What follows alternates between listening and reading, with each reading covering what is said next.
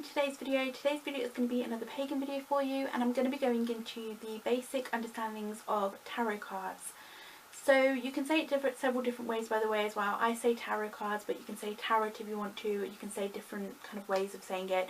So I am sorry if you don't say it in that way and I do annoy you throughout the whole of this video. But I'm basically going to go into the basics of what they are, what they do, and kind of just run through how I learnt them and how I picked them up and everything about tarot cards basically. So this video may get a little bit long and kind of long-winded, so I'm going to try and cut it down as quickly as possible and go through kind of how I learnt tarot basically. So I got a standard pack of tarot cards. I got these from Waterstones, I believe, for around $7.99, and it came in a little tin. I basically just picked these up. The first thing I did was cleanse them of any negativity, and then I charged them with my own energy. The way that I did that was just going through them, looking through them, sleeping with them under my pillow, just getting any negative thoughts basically off of these cards that other people may have put in them by picking them up and stuff like that. In a pack of tarot cards you get 78 cards, so you get 4 different suits and then some main cards as well. It can be different for every single pack of cards, so you may have a cup suit in one card and then you may have a different suit in another card. So it's generally different for every single pack basically. You can get some very detailed ones and then you can also get some plain detailed ones as well. The ones that I've gone for are quite plain looking, they're very basic, which is what I like. So you just have kind of what they are in the front and then just plain backing. I just like this style of card. It's just very basic and plain like me. I have a very kind of a good connection with them and stuff like that, so I just tend to stick with these ones. So basically how I learnt and picked up tarot is very simple. I have a book here that I've got and I've set it up for you to show you how I did it. I basically put the cards in between each of the pages. And then every evening or whenever I felt like reading it, I would open up a page and I would start reading, and I would get the card out, I would examine it, go through it, get all the energy off it, read up all the reverse meaning, the meanings of this card, and when I felt comfortable enough that I could pick it up and kind of recite that and know what that card felt like, I would put it back in the pack. So once I'd kind of completed it all and I'd gone through all the cards and all the cards were out of the book, that was when I felt most confident and I felt like I learnt kind of what the cards mean basically. So how do you use tarot cards?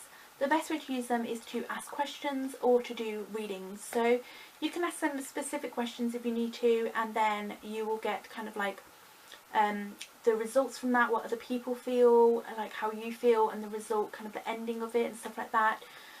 You can also do horoscope readings, so you can set out a 12-year kind of reading and then the main card as well, which is what the whole year is going to be like, and you can go through that. That's one that I do every single year.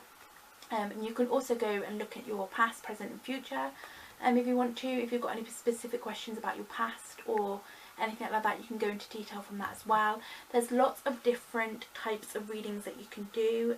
There's loads at the back of this book basically. So you've got the horoscope spread, you've got the fan spread, the calendar one, and then the cross ones and stuff like that. So there's loads of different kind of spreads that you can do basically, depending on what you want to basically say.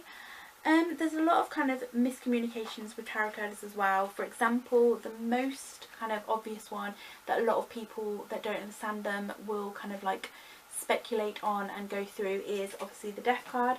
I absolutely love the death card. Whenever I get this card, I'm always happy to get it because I know that it's the end of something. It can mean the end of something good or something bad, depending on what question you've asked or whether it's a horoscope reading or something like that. A lot of people think that the death card means death. It can very rarely means death, and it can mean someone else's death or your own death. You never know, you might read your horoscope story and get your own death come up, which will be very interesting if you do.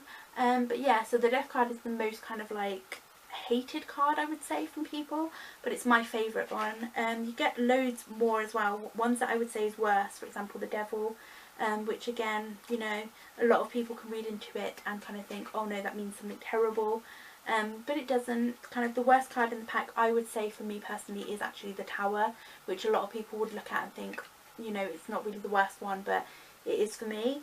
So yeah, that's the best way to kind of read cards, the best way to kind of use them.